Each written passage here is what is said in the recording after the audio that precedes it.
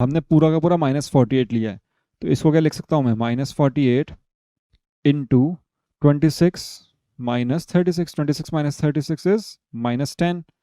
इसमें कोई दिक्कत, हो जाएगा सॉल्व। कितना आ गया, -480 या +480, बताओ कितना आएगा। दो बार माइनस है तो प्लस बन जाएगा। आया समझ में। एक ऐसे किया हमने, बहुत सिंपल है, बहुत ज़्यादा सिंपल है। देखो ई वाला, देखो ई वाला देखते हैं अभी, है ना। सेम ऐसे ही ई वाला है। ई के अंदर क्या है, मुझे दिख रहा है 625 यहाँ पे लिखा हुआ है, लेकिन यहाँ -625 लिखा है। अब भी हमने एक चीज़ पढ़ी थी कि a इंटू माइनस बी लिखा हो या -b इंटू ए लिखा हो, एक ही बात है। या फिर -a इंटू बी लिखा हो, ये भी एक ही बात है। हम इस माइनस को इन दोनों में से किसी को भी दे सकते हैं। तो क्या मैं इसको ऐसे लिख सकता हूँ, 625 इंटू -35 प्लस 625 इंटू -65। मैंने क्यों लिखा है ऐसा, क्योंकि मुझको 625 चाहिए। तो क्या करा मैंने, अब 625 को बाहर ले लिया, अंदर क्या बचा, -35, ये प्लस का साइन और -65। अब आराम से सॉल्व हो जाएगा। देखो कैसे होगा, 625 -35 -65 कितना हो गया, 100। 625 इंटू -100 कितना होता है, -62500। क्लियर हो आपको ये आंसर कैसे आया। एक मेथड ये है, और एक मेथड और क्या है, उसको मैं इसके आगे थोड़ा सा लिख देता हूँ। देखो आप इसको ऐसे ही बना सकते हो। मेथड बहुत सारे हैं, लेकिन जब आप एग्जाम देने जा रहे हो तब आपके दिमाग में कौन सा मेथड आता है वो इंपॉर्टेंट है ना। तो हम दो तीन मेथड देखेंगे, क्या पता कोई उस वक्त एग्जाम में आ जाए, कोई पता नहीं है ना। मैं किसी भी तरह से हमारा दिमाग चल सकता है। ये प्लस है, ये माइनस है, तो ये क्या बन जाएगा, माइनस बन जाएगा। तो ये हो गया -625 इंटू 65। ठीक है, इसको मैं ऐसे भी लिख सकता हूँ, करके देखना यही आंसर आएगा। ठीक, चलिए देखो, ए हो गया, ई हो गया, दोनों एक जैसे थे, हमने कर लिए दोनों। ठीक है, हम देखते हैं इसके बाकी क्वेश्चंस। अगर मैं बी को देखूं, मैं क्या कर रहा हूं, मैं बी, सी, डी और जी, ये चार कराऊंगा आपको, लेकिन पूरे सॉल्व नहीं करवाऊंगा, इनको सिर्फ बताऊंगा कैसे करना है। देखो करने का तरीका क्या है, हमें इजी बनाना है। हमको क्या बनाना है, जीरो। तो जीरो बनाने के लिए 8 को आप 125 से मल्टीप्लाई करो। सबसे पहले क्या करो आप, 8 और 125 को आपस में मल्टीप्लाई करो। करा, 8 5 ज़ा 40, 16, 8 2 ज़ा 16, 16 4 20, 8 1 ज़ा 8 इंटू 10 कितना आ गए, 1000। 1000, लेकिन किसका, प्लस का माइनस का, आपने देखा यहाँ पे -125 था, तो माइनस के 1000 आए। इंटू 53 लिखा है। तो यार ये तो सबको बच्चा बच्चा बता देगा कि अगर 53 को मेरे को 1000 से मल्टीप्लाई करना, तो कुछ नहीं करना, 53 और 3 जीरो, और यहाँ माइनस का साइन है, माइनस का साइन लगा दो, हो गया, दो लाइन में हो गया। देखो, लेकिन अगर आप 8 को पहले 53 से मल्टीप्लाई करते फिर 125 से मल्टीप्लाई करते, बहुत बड़ा होता। यह दिमाग आपको लगाना है। मैं एक दो क्वेश्चन बताऊंगा, एग्जाम में जरूरी नहीं है ऐसा कैसा है, एग्जाम में चेंज भी आ सकता है। दिमाग आपको यूज करना है। देखो इधर देखो, सबको पता है 25 की टेबल सबको आती है, तो सबसे पहले 25 की टेबल याद करना शुरू करो आप। 25 फोर होते हैं 100। तो मैंने क्या लिखा, 15 इंटू इन दोनों को मल्टीप्लाई करूंगा, आएगा 100। किसका, माइनस का प्लस का, सर प्लस का आएगा, क्यों, क्योंकि दोनों बार प्लस है। और यहाँ लिखा है -10। कर दो, 15 को 100 से मल्टीप्लाई किया, 1500 इंटू -10। तो अगर -10 है तो -15, दो जीरो पहले से 10 से मल्टीप्लाई किया, एक और जीरो हो गया। हो गया, बहुत सिंपल है ना। इसको कैसे करेंगे, दिमाग लगाओ। इसको कैसे करेंगे, हमारे पास लिखा है -41 इंटू 102, दो तरीके हैं। -41 इंटू 100 प्लस 2, कर लोगे अब अंदर, डिस्ट्रीब्यूटिव मेथड लगा के, है ना। पहले -48 को 100 से मल्टीप्लाई करोगे, फिर प्लस साइन। इसको कैसे लिखोगे, -41 इंटू 100 प्लस -41 इंटू 2, कर सकते हैं ऐसे। या फिर आप क्या कर सकते हो, इस -41 को भी डिस्ट्रीब्यूट कर सकते हो। और दूसरा मेथड क्या है, मैंने -41 को लिख दिया, -40 -1 लिख सकता हूँ, जरूर लिख सकते हो आप। तो इससे क्या हो गया, 102 किससे मल्टीप्लाई होगा, पहले -40 से, फिर माइनस का साइन, फिर वहां 1 बच गया, और इससे 102 मल्टीप्लाई हो गया। ठीक है, या फिर आप इसको भी सॉल्व कर सकते हो, जो मेथड आपको इजी लगता है आप उस मेथड से करो।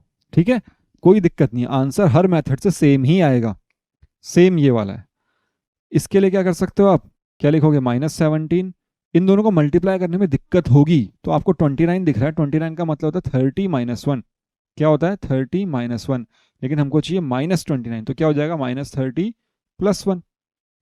अगर -29 चाहिए तो क्या करूंगा, माइनस पूरे इसके आगे लगा दो, माइनस अंदर गया तो ये माइनस का हो गया और माइनस माइनस प्लस हो गया।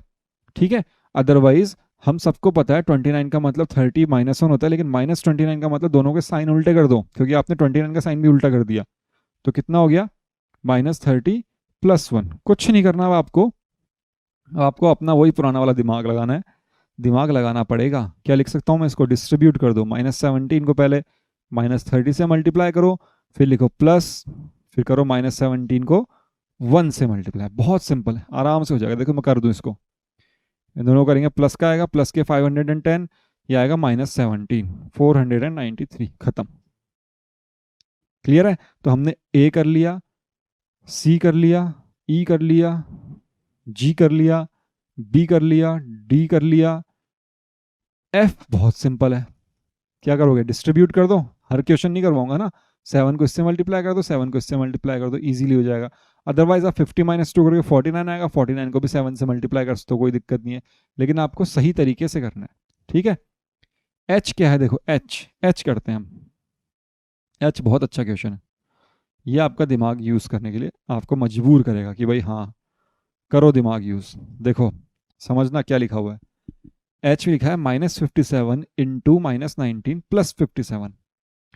अगर कहीं पे लिखा है 5, ठीक है, और मैंने कहीं लिखा है 5 × 1, क्या एक ही बात है? आप बोलोगे हाँ सर एक ही बात है। अगर किसी भी नंबर को मैं 1 से मल्टीप्लाई करूंगा तो वही नंबर आएगा। 1 इज मल्टीप्लिकेटिव आइडेंटिटी। क्या है ये, मल्टीप्लिकेटिव। यहाँ पे ये वाला रूल आपको याद होना चाहिए। देखो हमने जो कुछ भी पढ़ा था ना उसको हम यूज कर रहे हैं और कुछ नहीं कर रहे। क्या बोलते हैं इसको, गुणज तत्समक। मतलब किसी नंबर को 1 से मल्टीप्लाई करोगे तो वो नंबर ही आएगा। तो मैथ के अंदर क्या रूल होता है, आपको सवाल को चेंज नहीं करना, वही रहना चाहिए सवाल। तो मैंने क्या लिखा, मैंने लिखा ठीक है सर, मैं इस वाले फॉर्मूले को यूज करके, हमारे मल्टीप्लिकेटिव आइडेंटिटी को यूज करके, गुणज तत्समक को यूज करके, क्या मैं ऐसा लिख सकता हूँ 57 × 1। मैंने क्या करा, इसके आगे × 1 लिख दिया। क्या लिख सकता हूँ मैं? आप बोलोगे हाँ क्या दिक्कत है, क्योंकि 57 × 1 का मतलब क्या है, 57। तो 57 लिखो चाहे 57 × 1 लिखो, कुछ फर्क पड़ेगा बताओ, सोचो, कुछ फर्क नहीं पड़ेगा है ना। तो आप इसको 57 × 1 लिख सकते हो। मैं क्यों लिख रहा हूँ ऐसा, सोचो, क्योंकि मुझको ये 57 बाहर चाहिए। इतना समझ में आ गया कैसे लिखा, × 1 करके लिख दिया। अब देखो सोचो, मुझको एक चीज बताओ, अगर कहीं पे लिखा है -a × -b, इसका मतलब क्या a × b लिखूंगा, सेम बात है। अगर माइनस मैंने लिखा -2 × -3, इसका मतलब क्या हुआ 6। लेकिन अगर मैं कहीं पे 2 × 3 लिखता हूँ, क्या इसका मतलब भी 6 होता है? आप बोलोगे हाँ होता है, क्योंकि ये माइनस और माइनस मिलके प्लस बना देते हैं। तो अगर मेरे को कहीं पे लिखना है -2 × -3, तो क्या मैं उसकी जगह लिख सकता हूँ 2 × 3? हाँ ज़रूर, सेम चीज़ यहाँ करनी है। मैं क्या इसको ऐसे लिख सकता हूँ 57 × 19? आप बोलोगे हाँ सर लिख सकते हो। क्यों? क्योंकि इसका जो भी मल्टीप्लिकेशन आएगा वही मल्टीप्लिकेशन इसका आएगा। वो हमने कब देखा, ये रहा, जब मैंने -2 को -3 से मल्टीप्लाई किया तो भी 6 आया, 2 को 3 से मल्टीप्लाई करूंगा तो भी 6 आएगा। चाहे तुम 5 को 4 से मल्टीप्लाई करो 20 आएगा, -5 को -4 से मल्टीप्लाई करो तो भी 20 आएगा। मतलब या तो दोनों पॉजिटिव हो या दोनों नेगेटिव हो, कुछ फर्क नहीं पड़ता आंसर पे।